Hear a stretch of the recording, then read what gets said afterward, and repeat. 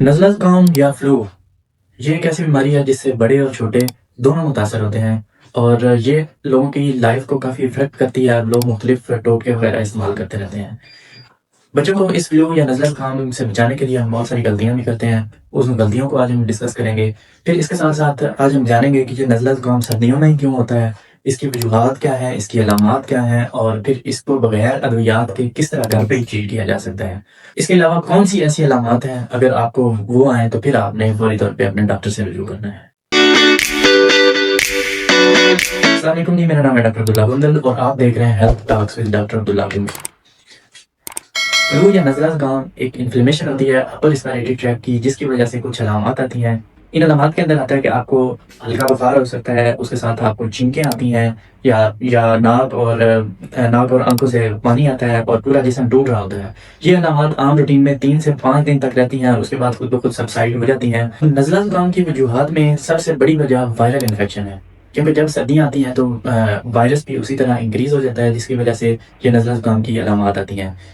جو وائرسز زیادہ تر نزلہ زکام کاز کرتے ہیں وہ ہیں رائنو وائرس کی ایک فیملی ہے، اس کے علاوہ ریسپیریٹری سنسیشل وائرس یا کورونا وائرس، یہ عام روٹین میں آپ کو زیادہ افیکٹ کرتے ہیں۔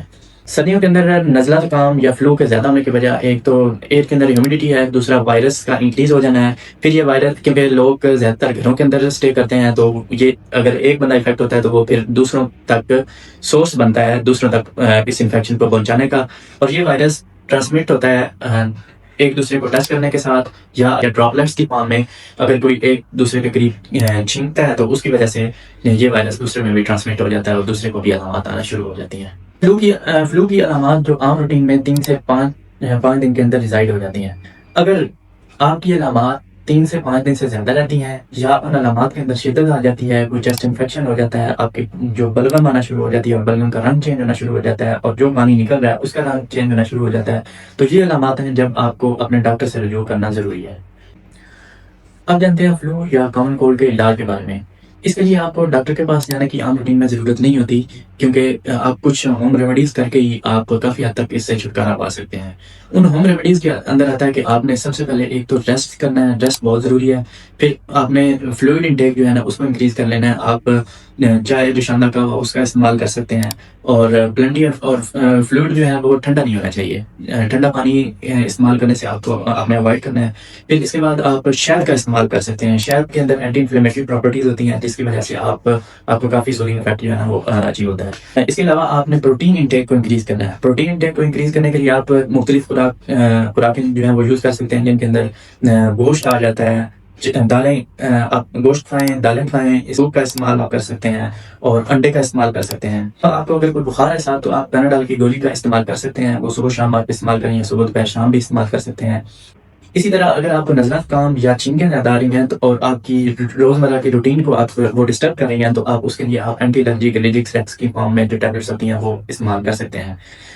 3 سے 5 دن تک کے لیے آپ نے یہ ہوم ریمیڈیز استعمال کرنی ہے۔ اگر آپ کا نزلہ زکام اس کے باوجود ٹھیک نہیں ہو رہا تو آپ نے پھر اپنے مالک سے رجوع کرنا ہے، اور اس کے ساتھ اگر یہ آپ کی علامات برس ہو رہی ہیں تو پھر بھی آپ نے اپنے ڈاکٹر سے رجوع کرنا ہے۔ فردر وہ آپ کو ایویلویٹ کر کے اس کے مطابق آپ کو میڈیکیشنز پرسکرائب کریں گے۔ نزلہ زکام یا فلو سے بچے بہت زیادہ افیکٹ ہوتے ہیں۔ بچوں کو نزلہ زکام سے بچانے کے لیے ہم کچھ ہوم ریمیڈیز استعمال کر سکتے ہیں، جن کے اندر یہ ہے کہ آپ نے سیلینس ڈراپس جو ہے نا ان کا استعمال کرنا ہے، 2 قطرے 3 ٹائم آپ استعمال کروا سکتے ہیں۔ پھر انہیں ناک میں ڈال کے اس کے بعد آپ نے بم سکر یا پنچنگ سے انہیں باہر نکال لینا ہوتا ہے۔ اگر آپ کے بچے کو بخار ہے تو آپ نے پیناڈول ڈراپس یا پیناڈول سیرپ استعمال کر سکتے ہیں، اور اس کو 6 ماہ سے بڑا بچہ ہے تو آپ اسے پروفن کا سیرپ بھی، آئی پروفن کے نام سے آتا ہے، تو وہ بھی استعمال کروا کے آپ اسے ٹریٹ کر سکتے ہیں۔ اسی طرح آپ بھاپ یا اسٹیم جو ہے اس کا استعمال کر سکتے ہیں، لیکن ایک بات کا خیال رکھنا ہے کہ آپ نے اسٹیم وہ ناک کے بالکل قریب نہ رہے، جس کی وجہ سے کیونکہ جو ناک کی جھلی ہوتی ہے وہ کافی حد تک پتلی ہوتی ہے، جس کی وجہ سے بچے کی ناک کے اندر انفیکشن بھی ہو سکتا ہے یا وہ جم بھی سکتا ہے۔ اگر آپ کا بچہ 2 سال سے بڑا ہے تو آپ وکس کا استعمال بھی کر سکتے ہیں۔ یہ تھی کچھ ہوم ریمیڈیز جن کو استعمال کر کے آپ گھر پہ ہی اپنے بچے کا ٹریٹمنٹ کر سکتے ہیں، لیکن کچھ احتیاطیں ایسی ہیں جن کو آپ نے نظر انداز نہیں کرنا۔ ایک تو یہ ہے کہ آپ نے کھانسی والا کوئی بھی سیرپ جو ہے جس کے اندر ڈیکسامتھورفن ہو یا کف سپریسنٹ سیرپس جو ہیں وہ آپ نے بالکل بھی استعمال نہیں کرنے، کیونکہ اس سے کھانسی یا نزلہ زکام اور ورس ہو سکتا ہے۔ پھر اس کے بعد آپ نے کوئی اینٹی بایوٹکس کا استعمال نہیں کرنا. اب خود سے کوئی بھی اینٹی بایوٹک نہیں دینی کیونکہ مدر اکثر اینٹی بایوٹکس دیتی ہیں لیکن وہ اسٹرانگ اینٹی بایوٹکس دے دیتی ہیں جس کے بعد اس کے اندر ریزسٹنس ڈیولپ ہو جاتی ہے اور بچہ پھر فردر انفیکشن سے دوچار ہوتا رہتا ہے اور پھر وہ ٹریٹ کرنا اتنا آسان نہیں رہتا.